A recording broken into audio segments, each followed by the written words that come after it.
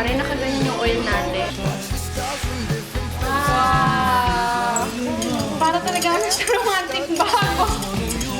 No? Nakapambahay lang na yun. Then the strange we should buy a one-way ticket and board onto a plane and fly it straight into a black hole somewhere out in outer space, girl. Baby, it's you. Baby, it's true. Baby, it's you. I don't wanna live in nothing true. Ay, hindi ba siya sinishake?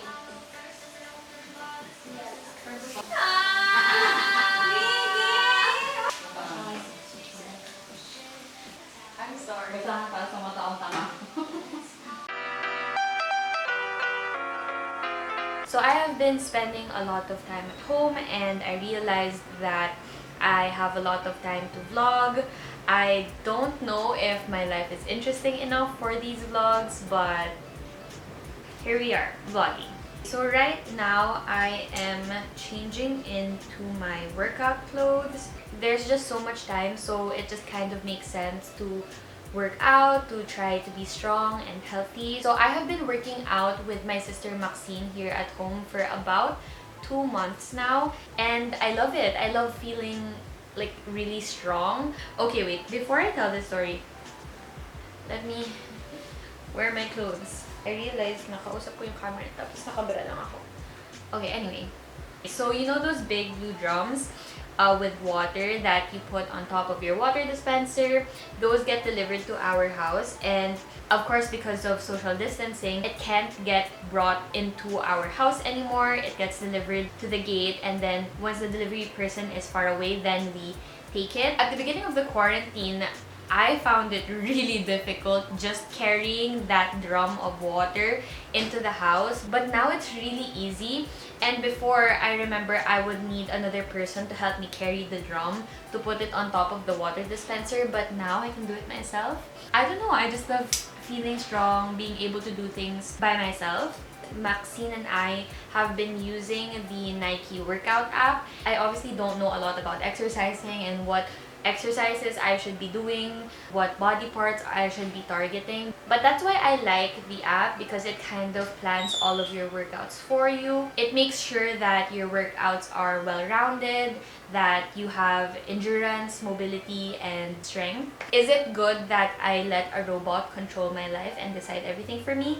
Probably not. But will I still continue to do it anyway? Yes. We're not gonna work out yet, but I wanted to get into my workout clothes para alam kung di ako tatamarin. This is really bad lighting, but right now I am just going to fix our bed. Woke up at 11 o'clock, I ain't got no job, what the hell should I do today? This feel like some I don't give a fuck, oh my god, shut the fuck up, I ain't hearing what you gotta say. What the deal, how you feel, not important. All I'm thinking about is riding in these Porsches, but don't be coming at me with that horse shit. Acting like you know me, that's the worst shit. I know in my soul, this fucking cold, that's just how it goes. When I do get near you, these days I'm getting no sleep. Fucking more, they don't know me. Couple minutes and I'll be good. Let me drink my coffee. Back up. That's the greeting you gon' get if you step up. Messed up, well I've been and done when I tense up. That patience were now playing dress up. Big sales on them big meals. Got a pocket full of coupons, we gon' eat well. And you know I got them refills. Got my dimes and the coffee Vince playing on the JBL. Lately I don't go to sleep unless the sun is up. Think I'm wasting all this time feeling kinda stuck. Not enough reps, only chest, who the fuck does legs now? While I'm waiting for Maxine and I to start working out, I am just writing down all of the other tasks that I want to be able to achieve today. Right now, it is 6:40 p.m. I started the day pretty late today simply because I woke up super late. The night before, I had just 2 hours of sleep and I slept at 2 a.m. last night. So I woke up super late today. I woke up at 2 p.m.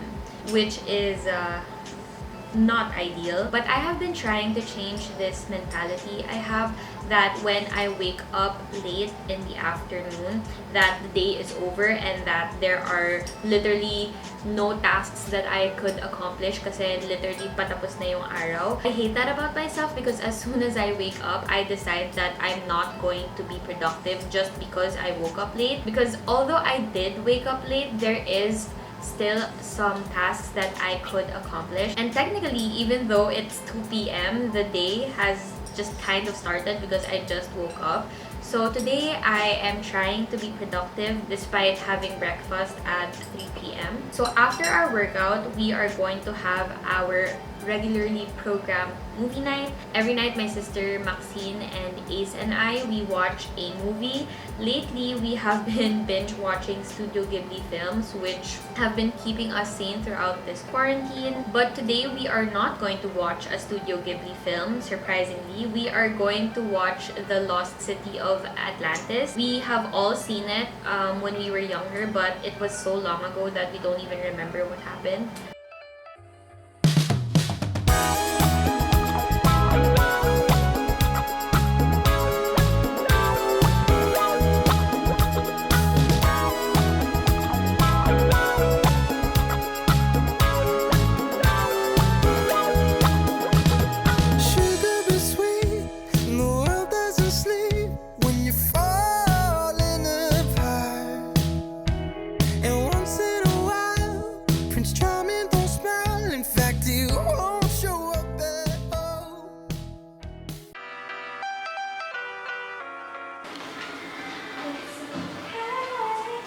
Supervisor naman. Hindi ako si boss. Nagluluto tayo for fun, tapos si mama nakatayo. Binamatay niya kung tama ginagawa na. Baka hindi lang basta lang. Nakaganito. Okay? Graded So far, so good. Okay guys, so we are making Wicked Oreos. Wicked Oreos tawag namin, pero yun kasi yung pangalan niya nun sa restaurant kung saan natin siya unang natikman. Plain wings. Oh, cleaning wings. Plain wings. Doon yung... Doon tayo unang kumain ng Wicked Oreos. Doon natikman yung Wicked Oreos. So, we call it Wicked Oreos, but it's just fried Oreos. So, we are using this, and we're just going to dip the Oreos and try them. Ito yung binili ko. Ito yung binili. I was forced to buy. Mom, you wanted to eat these Oreos! I was forced to buy this pancake mix. By the way, that's like a Forced to lecture. buy, eh mag-isa ka nag-grocery. We weren't there. Wala kaming quarantine pass and Korean noodle. Huwag ka ng cute na plato. Feels like in square ang phone. Not to me. Kailangan kasi i-get yung outfit. Mom, hindi ka naman magluluto. Pero na-outfit. This is not too cute as I expected. Okay naman na. Dati yung makinis talaga. Kasi ganyan yung pinakaunang lagay pa. Sabi, Kasi sobrang init cube ng mantika. So, Ayan o, yun yung sinasabi Ayan, sa'yo. okay. Gusto ko na, naka-apron ka pa, but you're just gonna watch us. Anong sila sa labas? Ha? Walang tao sa labas. Uy, nananakot ka, girl. Girl, walang tao sa labas.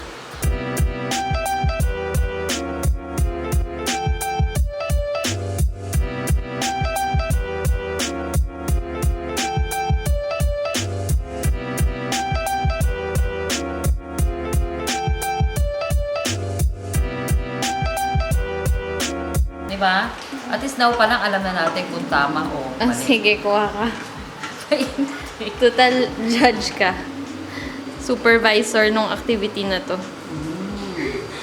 Tama. Tama. Akong to.